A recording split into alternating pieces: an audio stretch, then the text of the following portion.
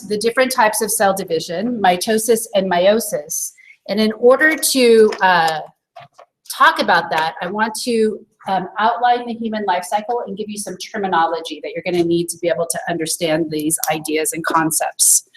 So we have in our life cycle, and in the life cycle of animals, most animals, we have what are referred to as gametes. And so gametes are cells that contain half of the genetic material. So they are said to be haploid. Okay. Is that me? Is that somebody else? It's like everybody's got to check their phone. It's not me, I don't think. Unless somebody's trying to call in. Oh, maybe I am trying to call in. Oh my gosh, I'm trying to call into my own Hangout. That's embarrassing. Okay, anyway. Okay, so just ignore that. Okay, so gametes are haploid, and they include the egg and the sperm. And so by definition, this is actually how biologists would define whether an organism is male or female, is whether or not they produce large gametes, which would be the egg, or whether or not they produce small gametes, which would be the sperm. So it's not simply just looking at the genitalia or looking even at which organisms are responsible for most of the parental care. Because say, for example, seahorses, it's the male that actually gets pregnant. So the females deposit her eggs inside the male's pouch, and then the males give birth to the offspring. So it's the size of the gamete that determines the sex. So we say that the egg is the large gamete, right? And so this would be the female, and the sperm is always the smaller gamete of a particular species, and this would be the male. Okay. So these gametes come together and they form what is called a zygote with a Z. That's an O. My pen's not working either very well today. So the zygote is what we call the fertilized egg.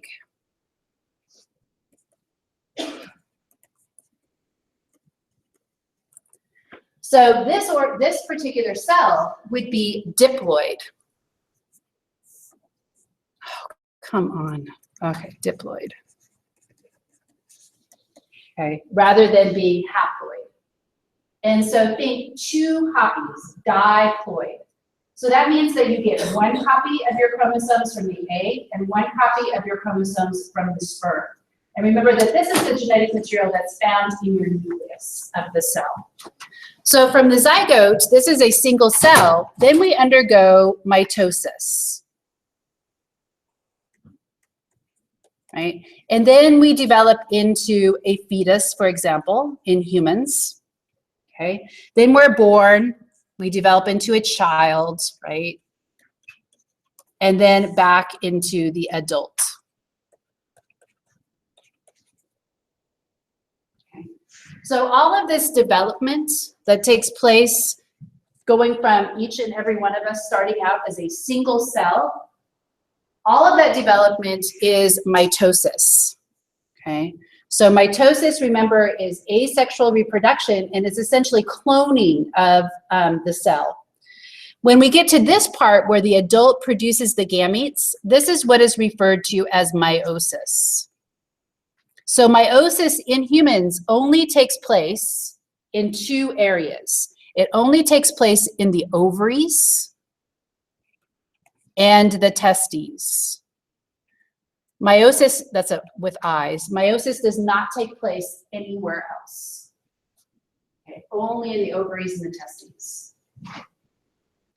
So sometimes cells undergo mitosis all the time. So for example, our skin is constantly being slept off and replaced by new cells.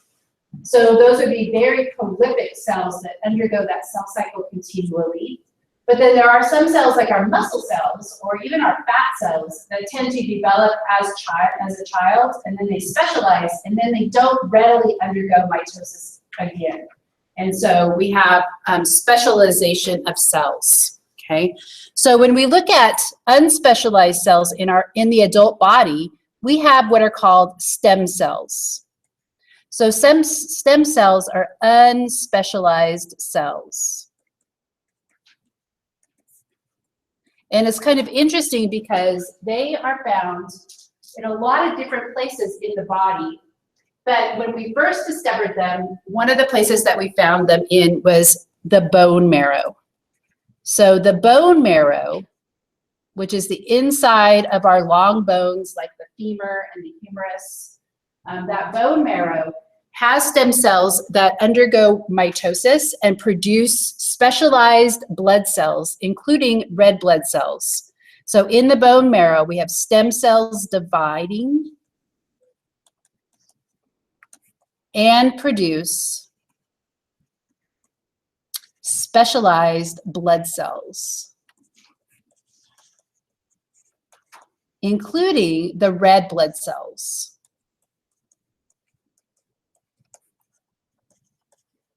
And red blood cells are really interesting because they are so specialized in carrying and transporting oxygen that they actually get rid of their nucleus. So they cannot reproduce themselves. They can only be produced by stem cells that are located in the bone marrow, right? And as children, we have lots of places in our body where we have bone marrow. As adults, there's only a few places where we still produce bone marrow and produce those red blood cells. So that would be an example of stem cells that are unspecialized, but they're constantly undergoing mitosis to produce specialized cells, okay? So we can look at specialized cells, right? These are specialized cells have particular genes turned on and turned off. And this means that they can only do a specific function, right? So they have differentiated by having specific genes turned on and off. And we'll talk more about what a gene is, but it's a piece of genetic material.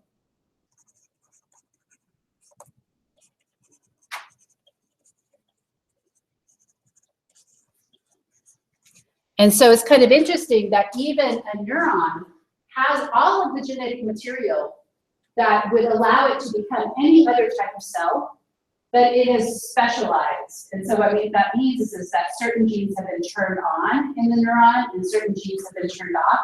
And it's really hard to get neurons to become unspecialized and then to develop and reproduce and produce new tissue. Okay. So we're finding that these stem cells, where we thought were only in a particular few locations, we're finding that they're in different places, including your fats. So they discovered it in fat by people were getting liposuction, so they were sucking out their fat, and then people were studying the fat, right? And they were like, whoa, there are some stem cells in the fat that we could then use to cure particular diseases. So the idea here is that perhaps in the future, you can actually have stem cells removed from you and then put into different places where you need specialized cells. Like, for example, if you have a spinal cord trauma, if your spinal cord or your nervous tissue has been damaged, perhaps we could put stem cells into that area, and then they would specialize and replace the damaged cells. Okay. So it's a difference between specialization and unspecialization is differentiation, which is turning genes on and off. Because as we can see here, we all start out as a single cell, right? Those cells divide and then they have to specialize. And all of those cells have exactly the same genetic material because they're produced through mitosis, which is a type of cloning, okay? Okay, so in your book, they have a diagram of this. I believe this is actually in the next chapter, which shows that dominant life cycle that we see in most animals. Plants are totally different. Like some plants, the adult plant is actually haploid, and then they only produce diploid in some particular special circumstances. So this is just in humans and other animals. Okay, so let's look at DNA synthesis. So if you'll remember that we were talking about our genetic material, and it is kind of packaged into chromosomes. And so this is a chromosome. This is an example of an unreplicated chromosome. It is a particular size and shape, and then I'm going to put some genes on here. So I'm going to say that gene A is located on the chromosome in that particular location. Okay, so this is the genetic material as it's packaged into chromosomes. Now, during synthesis, the genetic material has to be faithfully copied so that we can pass it on from one parent cell to 2 daughter cells. So the chromosomes become replicated and they look like this. Okay, so we say that this is a replicated chromosome. It's got twice the genetic material. It's not replicated chromosomes. It's just, but it's still just one chromosome. Okay, but it just happens to be replicated. Okay, so it's got twice the amount of genetic material, and it's actually got 2 A genes on it, right? So this is what has to happen during that S phase of synthesis, right? So this is the S phase of the cell cycle. So this is what is happening at the chromosomal level. Okay. Okay, so that's DNA synthesis. Remember that we have 23 pairs of chromosomes, and so each chromosome has to be replicated. Okay, so when I show you the images, they only show like maybe 3 or 4 chromosomes rather than 23. These are called sister chromatids. And remember when I talked about last week about daughter cells, right? Sister chromatids, they has nothing to do with sex, right? They could call it son chromatids, but they just happen to call them sister chromatids. So sister chromatids are where the replicated chromosome is, those 2 halves of the genetic material is still connected. Now you can see how we could pull those sister chromatids apart, and we would then get unreplicated chromosomes. And that indeed is what happens during mitosis. During mitosis, the sister chromatids get pulled to opposite sides of the cell. Okay, so we're going to look at mitosis, and notice here, right, mitosis is only one little part of the cell cycle, that there's still lots of growth, DNA synthesis, a little bit more growth, and then we get mitosis. Okay. Okay, so mitosis has 4 phases. First phase is called prophase. So pro means early or before, right? So this is the first phase, and this is where the chromatin condenses into chromosomes.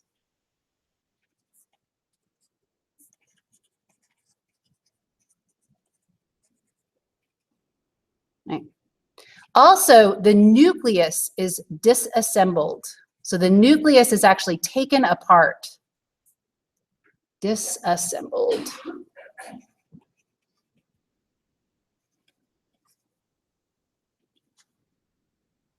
Okay, so it's taken apart and it's going to be put back together, but if the genetic material is stuck in the nucleus, it will not be able to be separated. Okay, metaphase. Meta means middle. So this is where the replicated chromosomes line up in the middle of the cell.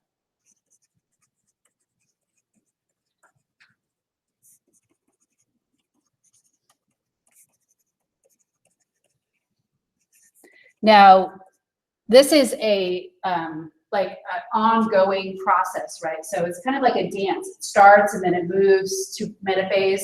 And so in some textbooks, they distinguish between late prophase, early prophase, early metaphase, late metaphase. You just need to know this information that I'm putting up here, okay? So your book has more information than you need to know. Anaphase. This is where the chromosomes, the replicated chromosomes, are pulled apart. So we could say that the sister chromatids are pulled apart, and they're pulled to opposite ends of the cell.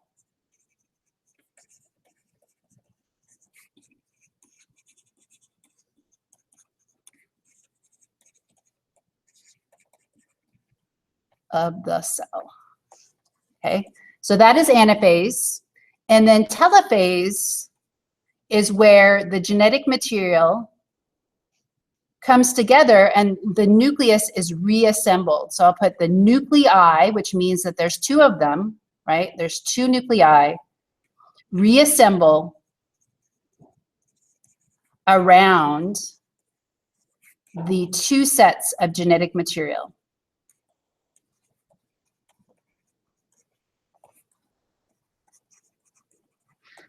Right. And then at the end of telophase, we have an important thing happen, which is called cytokinesis. So cell, think of it, kinesis means to kind of break apart, right? And so this is the dividing of the cytoplasm.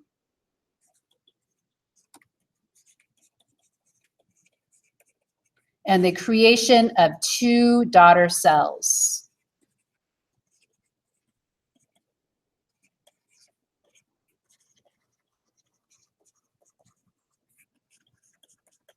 Okay, so that would be the very last part of mitosis. And so I want to see if I can find my video that I was going to get up here.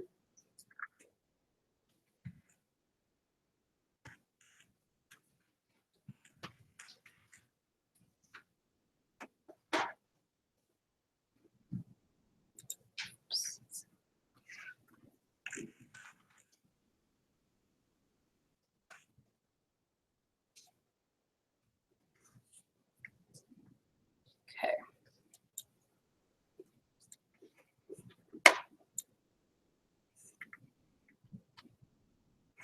Oh, where did it go?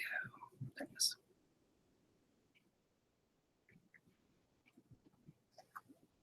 I don't know if anything's going to play. We'll hope it does today. Okay.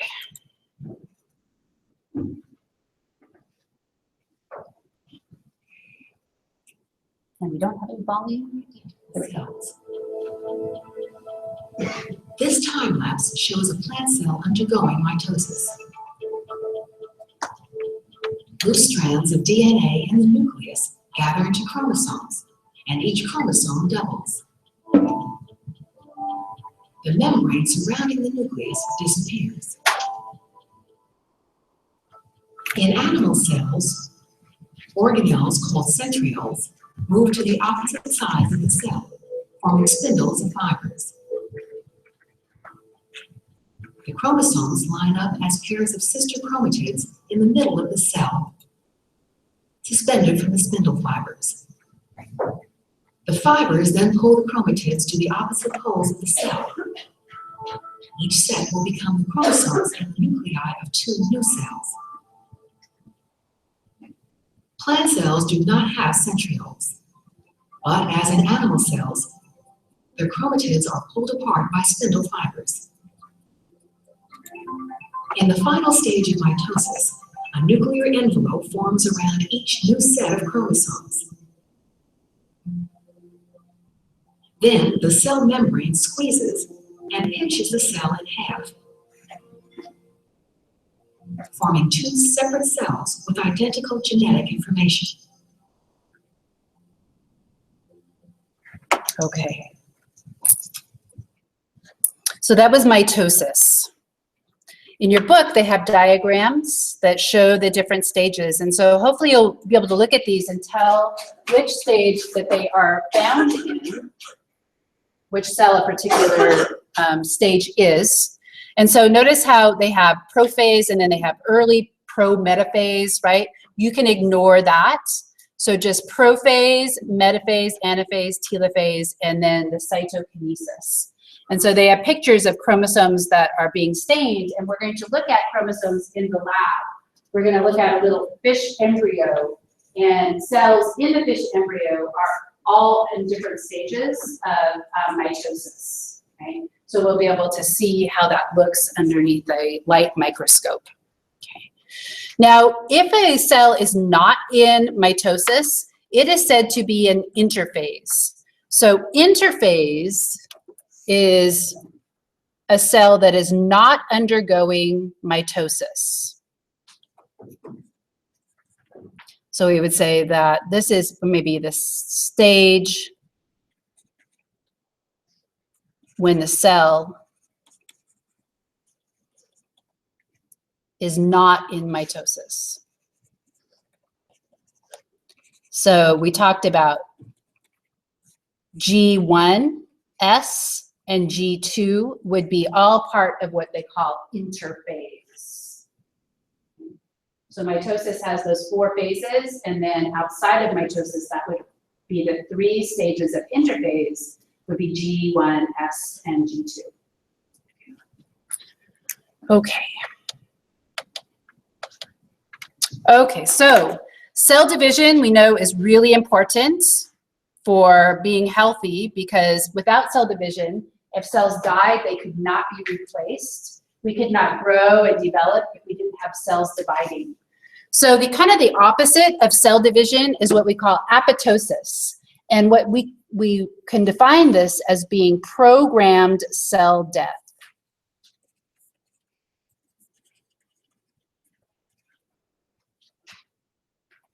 And programmed means that it's purposeful, right? So cells will actually, what we call, commit suicide, right? They'll actually kill themselves if the cell is no longer needed, or if it's potentially harmful to the body, okay? So cells that are no longer needed or are potentially harmful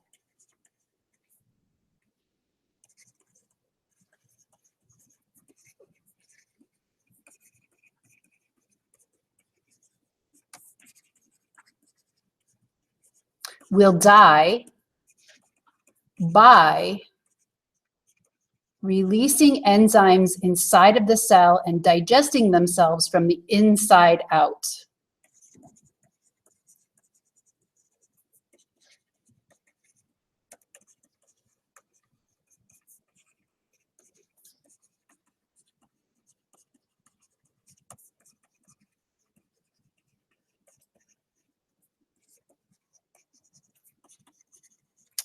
Because if you think about it, it's pretty amazing that we are made up of all these cells, and they all have to cooperate in order for us to survive, but also in order for just a few cells that have ended up in the ovary and the testes and that get to be passed on to the next generation. So only a few cells are quote unquote immortal, right? Because they're going to get passed on to the next generation if we have children. The rest of our cells are going to die with us, right? And so they need to be able to kill themselves if it is necessary.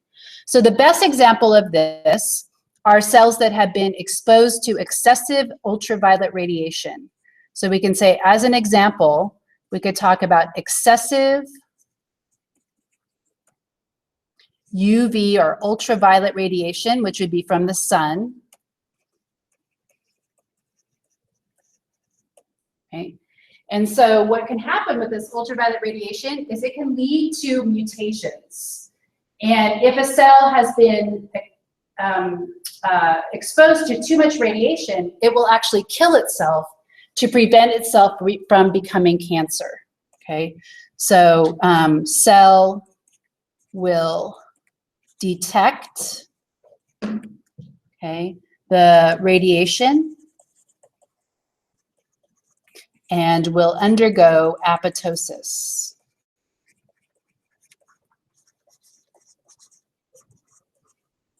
To protect the body against cancerous cells.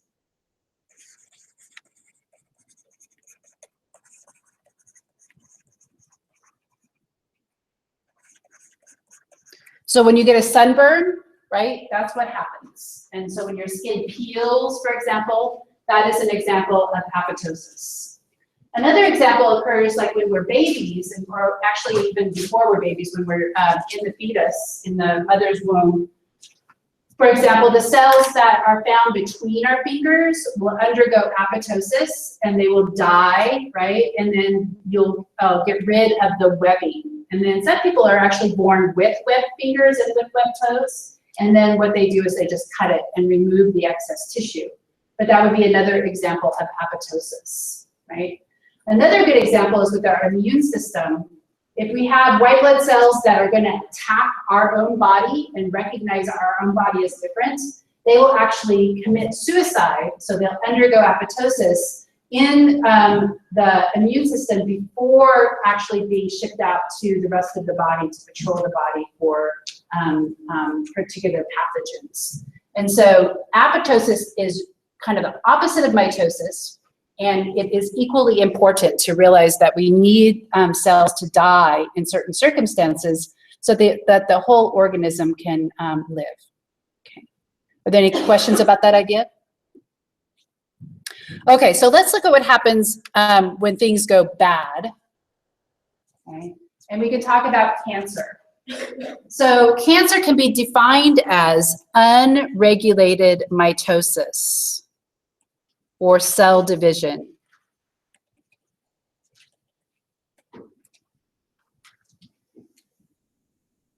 So when we look at characteristics of cancer cells, one thing that we see is that cancer cells tend to become unspecialized.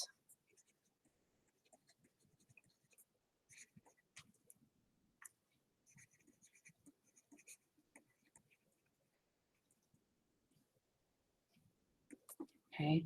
So for example, we could have cells like melanocytes in the skin.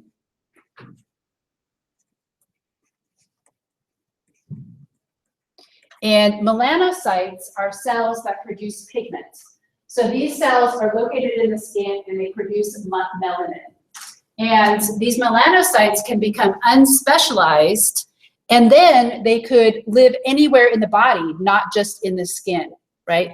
So they become able to live anywhere in the body.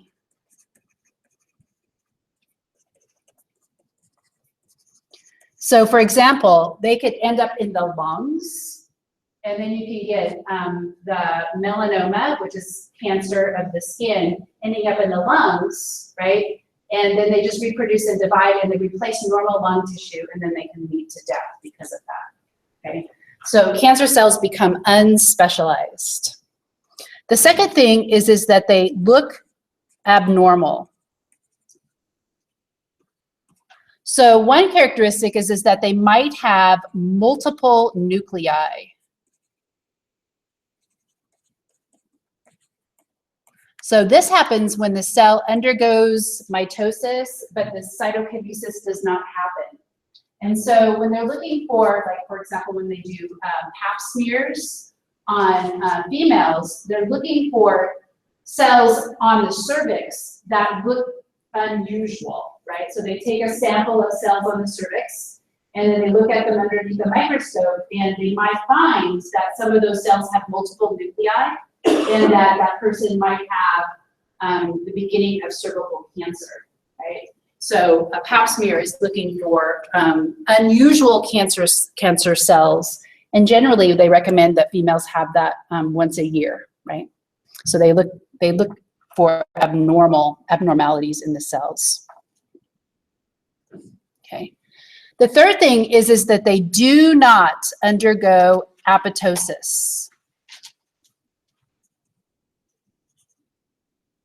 Apoptosis. Right, so they don't undergo programmed cell death. They also reproduce in crowded environments. So most cells, when the nutrients get used up and when there's too much waste, for example, they'll stop dividing. So we say that this is, if you do stop reproducing, that is called contact inhibition. So we'll say that there is no contact inhibition.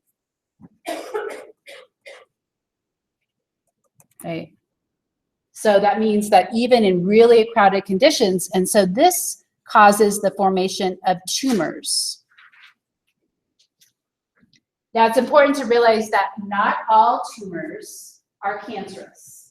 So what is it called if you have a cancerous tumor? What do they call it? Does anybody know? Malignant, right? So malignant means that it's cancerous. So when they go in and they biopsy the tumor, they see that it is unusual. It's got weird nuclei, it's mutated, right? So it's malignant. And this is versus if it is benign. So sometimes they go in and they find abnormal growths and they are said to be benign. And that means that they are not cancerous. Okay. The fifth thing that they can do is that they can get into the circulatory system. And somebody just said that, what that's called.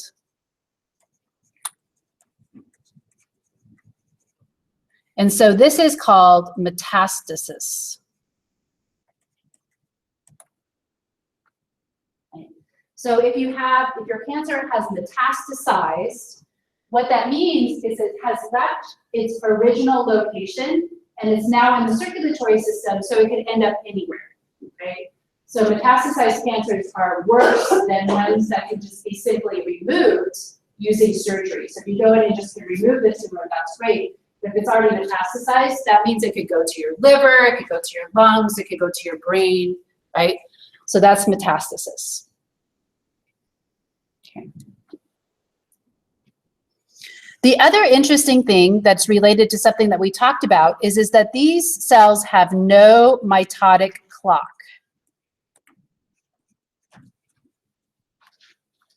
So remember that we talked about mitotic clock, and what part of the chromosome is related to the mitotic clock? The ends of the chromosomes are called telomeres, right? And so what they've discovered is that cancer cells produce an enzyme called telomerase. Okay. So remember how I mentioned that ACE means it's an enzyme. So what telomerase does is it adds the telomere back onto the chromosome.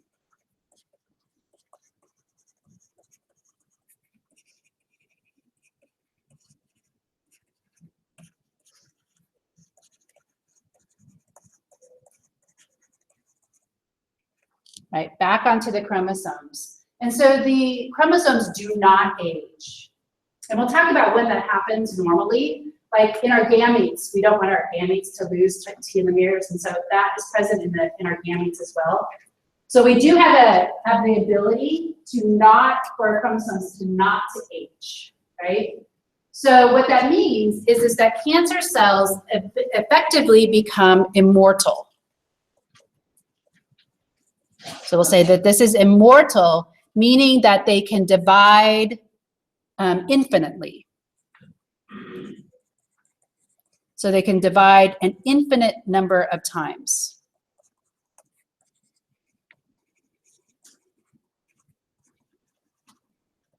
Right, so they have, they can't, normal cells can divide 30 to 50 times. Cancer cells don't have that.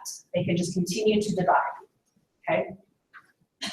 Okay, so let's look at a special type of cancer cell, which is called HeLa cells. So this is a type of cancer cell. Does anybody know what HeLa stands for? Has anybody heard this story? HeLa is the name of a woman, and her name was Henrietta Lacks. Okay. And she was African American, and she was 53 years old when she had her cervix biopsied because she had cervical cancer.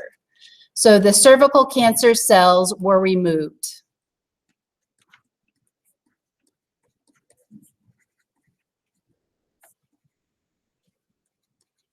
You know, I'm not sure. Maybe she was younger than that. Cross that. This video I'm going to show you shows you that. I don't know why 53 sounded right, but I'm not sure if that's right. Put that. That'll be one thing you'll look for in the video. Okay. Okay. So the cervical cancer cells were removed, and they were used for research. Oh, I know why it was like 1953. That's what it was. And were used for research. Okay. So I think that was in 1953. You can just cross that out. Okay. Okay, so the deal is that before they got HeLa cells, they could not get cells to reproduce outside of the body. So we're thinking about like culturing cells in test tubes. So if you can put a cell in a test tube with some nutrients and get it to reproduce, it was a really big deal, right? And so what they found is that these particular cells were really good at reproducing.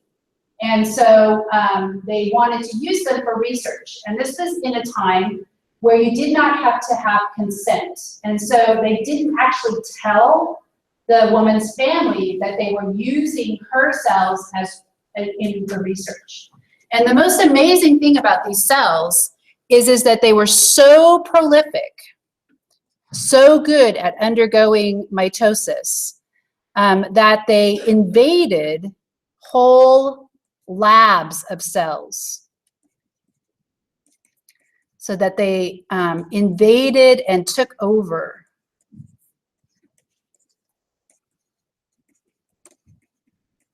whole labs of cells. So they were shipped around the world and people were studying them. And what they didn't realize is that these cells were actually being transferred to normal cell lines and kind of taken them over. And the thing was that they could wash the glassware and the cells would still be there, and then they would use it to grow different type of cell, like maybe normal pancreas cells, and there would still be HeLa cells present, and then they would grow and they would take over. And so it was a huge deal because people had published scientific research on all of their experiments that they thought they were doing on normal cells, and really what they were studying were HeLa cells. And so people actually had to go back in, scientists had to go back in and say, listen, I thought I was studying normal pancreas cells, but really I was studying HeLa cells. And so even though they were so useful, they also were problematic because they were so able to reproduce uncontrollably and take over the labs.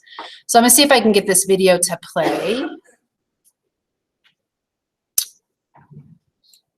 So there was a book that was recently published called The Immortal Life of Henrietta Lacks. And it was a biography as well as a critique of the use of these cells without the permission by the family.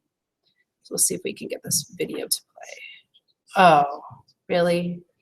We've got to watch the CBS.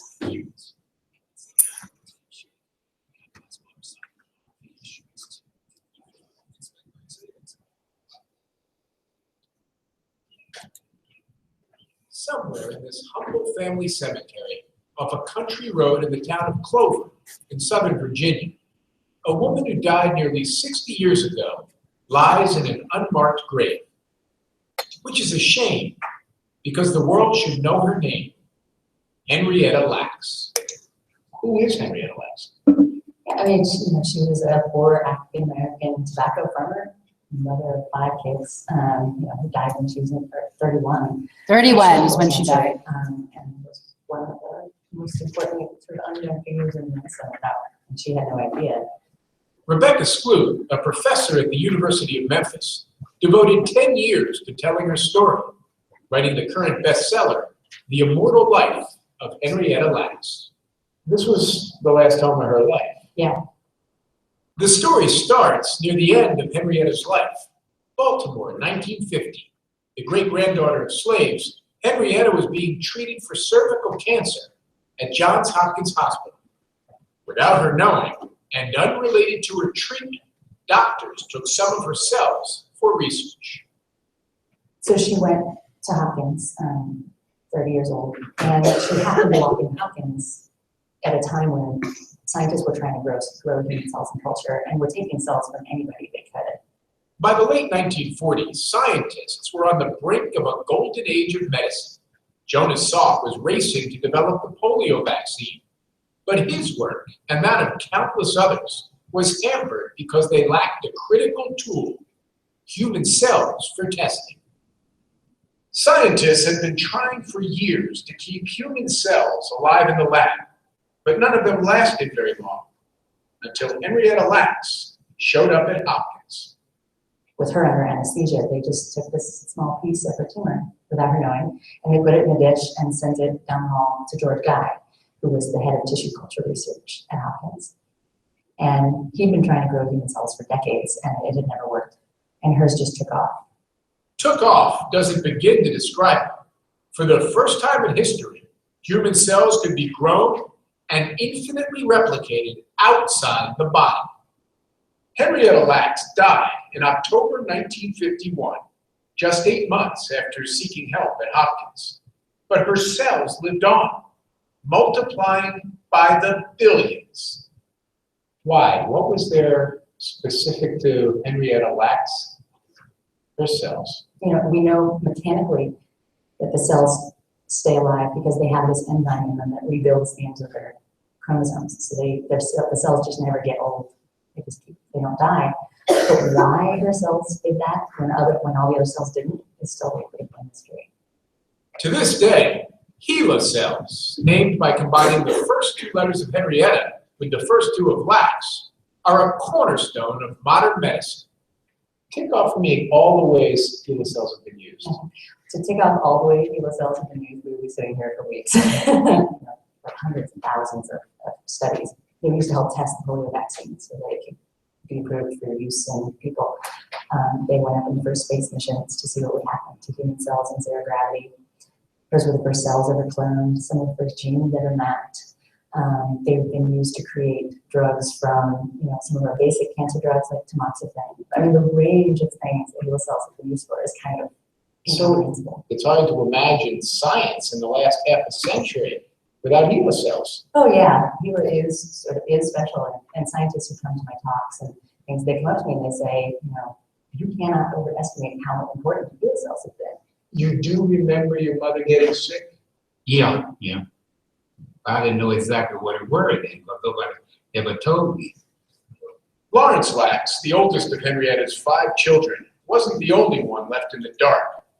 No one in the family had been informed by Johns Hopkins of the existence of their mother's cells until a researcher called in the early 1970s wanting to test the family.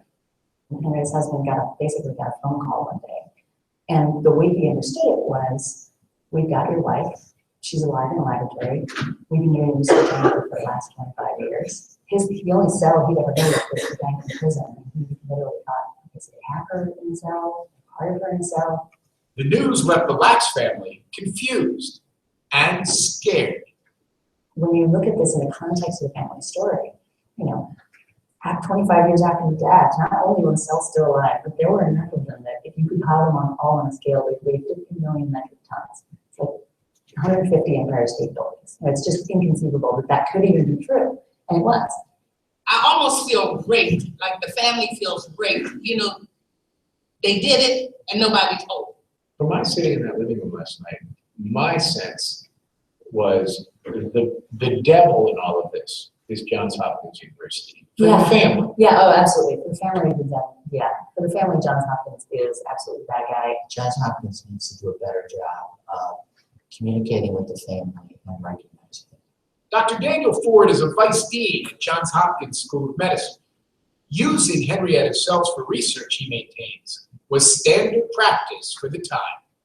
Well, I think if we go back to that time and compare it to now, there was probably more of a focus on the science and discovery with less consideration of what it meant to that individual. individual that was going to be part of the scientific process, whether they knew it or not. The hospital is working on acknowledging the Lacks family, but it's a tricky situation. The reason why is, although the Henrietta Lacks case is the one that we're talking about and has the highest profile, that is not the only patient that has contributed to the research, agenda of Johns Hopkins or the nation. So one of the issues is talking about precedent, and what does that mean? What that means, among other things, is money. And while Hopkins claims it never sold HeLa cells, the same can't be said for medical supply companies.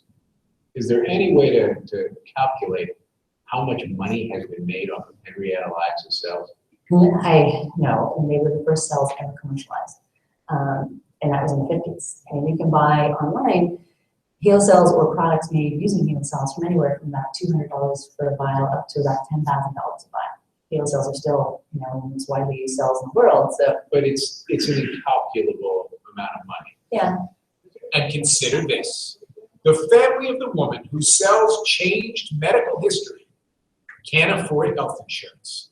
Henrietta's middle child, Sonny, is $100,000 in debt after bypass surgery. How's that leave you feeling? It leaves me feeling kind of not angry a little bit that I don't have the medical coverage, and then that my mother's cells being used all over the world for science purpose, and then the medical coverage that we have is zero, me and my brother. No medical coverage, no money. And one more thing, the Lacks family and Henrietta have gone without: recognition. We talk about Hopkins. Hopkins has a wing, I guess he would win for that. It would be nice if Hopkins would have Lacks. Well, one thing I'm gonna say is that I think it's wrong. Out of all that money they made off my mother, she down there in Virginia in an unmarked grave. This is one grave right here. At least that's about to change. The monument, Henrietta Lacks monument right here.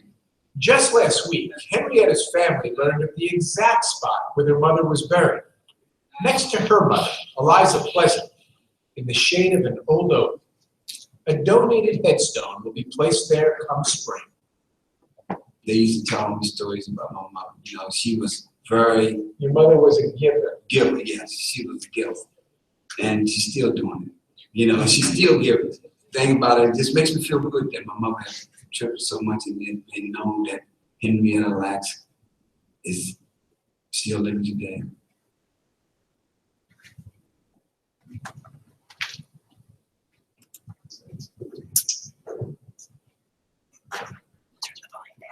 Okay, so that book is actually very interesting from a medical historical point of view, as well as a sociological point of view.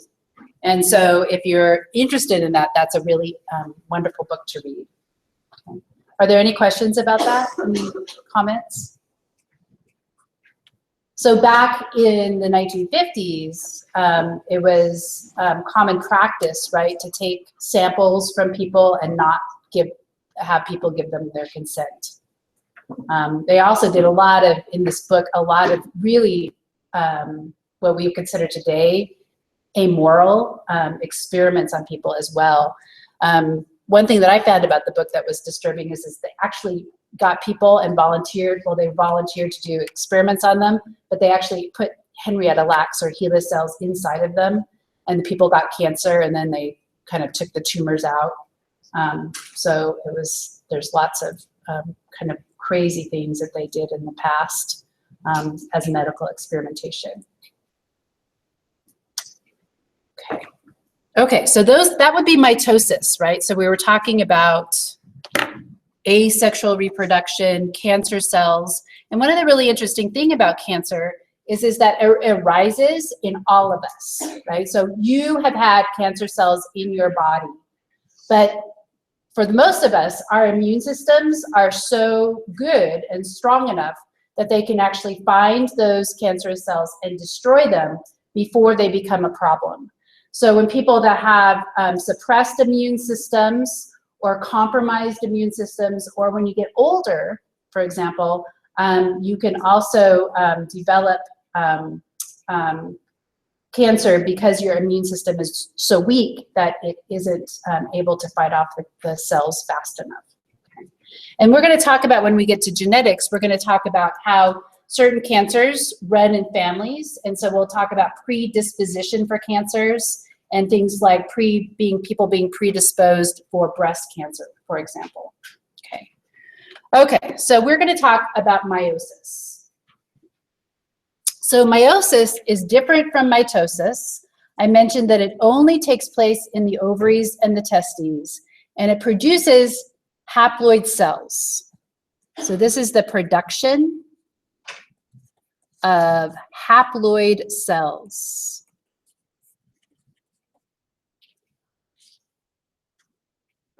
So in humans, that would be cells with 23, the human gametes would have 23 total chromosomes.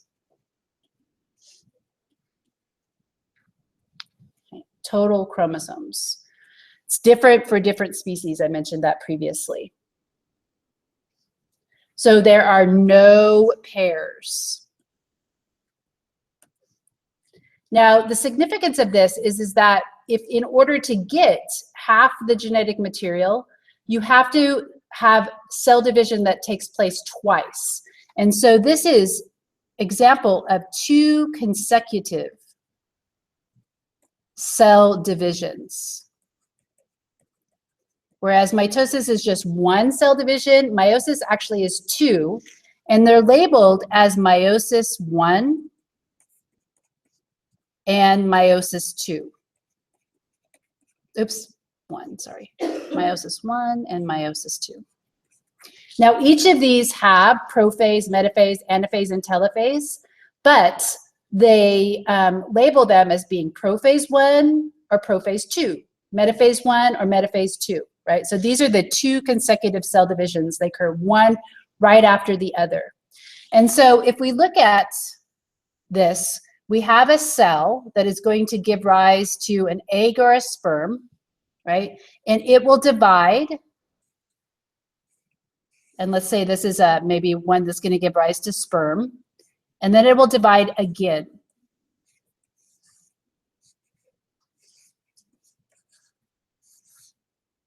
Right? So from one parent cell, we get the production of 4 haploid cells. Okay. And then these could specialize, say, for example, into sperm. Sperm are really interesting because they actually lose some of their cytoplasm. They actually get rid of all the extra cytoplasm. And so there's just a little tiny bit of cytoplasm that is around the nucleus. Okay. So if we look at some of the interesting things that happen during meiosis, the significant events, one of them occurs in prophase 1. So write down prophase 1. I know this must be meiosis because there's a 1. If it was just prophase and I didn't put a 1 there, I know that it has to be mitosis. Okay. So in prophase 1, we have an event which is called crossing over. And this is the random exchange of genetic material between the replicated chromosomes.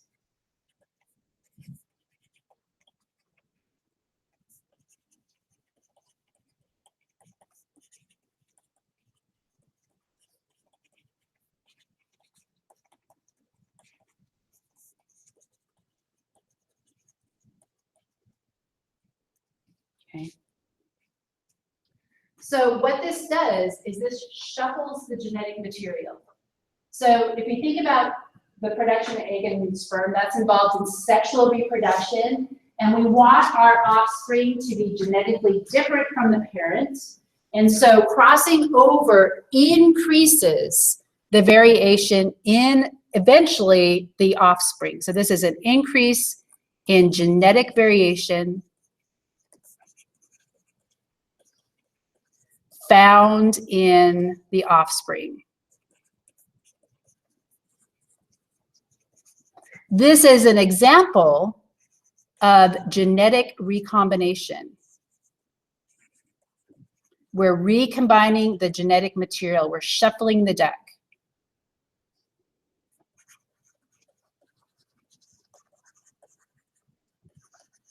Okay. So here they show the genes A, B, and C, right? And notice how in the blue chromosome, we generally say that's from the father and this is from the mother, right? But this would be like a diploid cell that's getting ready to undergo meiosis.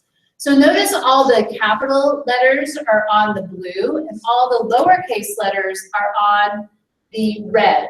And so what that would mean is that if I were to inherit these, if I inherited the capital letter A, I would also inherit the capital letter B and C, right? So that's not very much genetic variation. But if you have crossing over, and they just show it one example of this, but when you see pictures of it, it actually looks like a shuffle of the chromosomal deck because there's randomly produced variation as crossing over occurs down the entire length of the chromosome.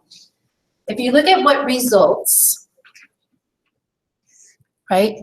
What results is a chromosome that has A, and a capital letter C, right? That would never have, the combination of genetic material would never be found on a chromosome unless crossing over occurred, right? So that's how genetic recombining during crossing over, during early meiosis, actually leads to an increase of the variation found in offspring. Does that kind of make sense to everybody? Okay. Now, the crazy thing is that the shuffling has a cost as well as a benefit, right?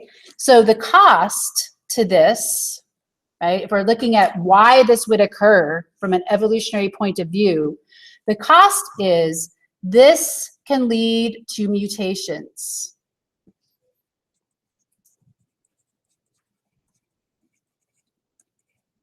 Right? So the benefit of having variation must outweigh the cost. Because it's random, right?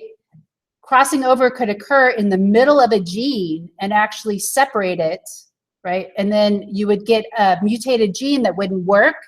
You would get an egg and a sperm that weren't viable, and you get an offspring that could potentially have a lethal mutation, right?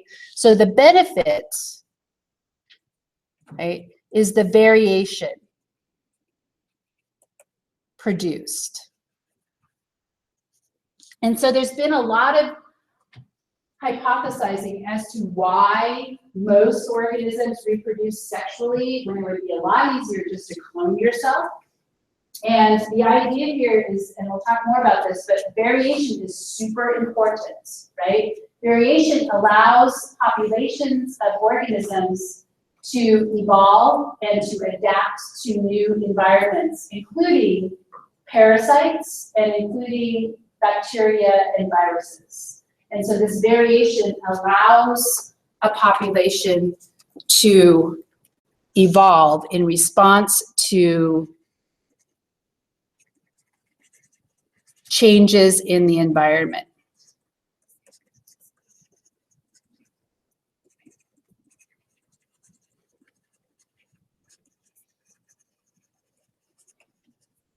Like a new virus or a new bacterial infection, okay, or a new parasite. Okay, so I'm going to stop there for today, and we'll talk more about meiosis. You can read about it in your book. And this week in lab, we're going to be looking at mitosis as well as osmosis, which is the diffusion of water. And you'll get your lab notebooks back in lab. And so I've graded like half of them. So some of you have grades posted in the grade book, but others do not yet. Okay.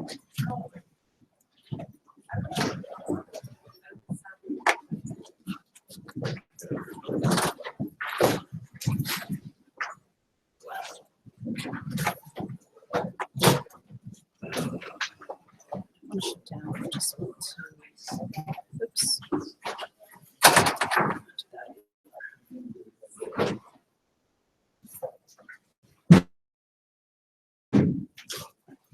next.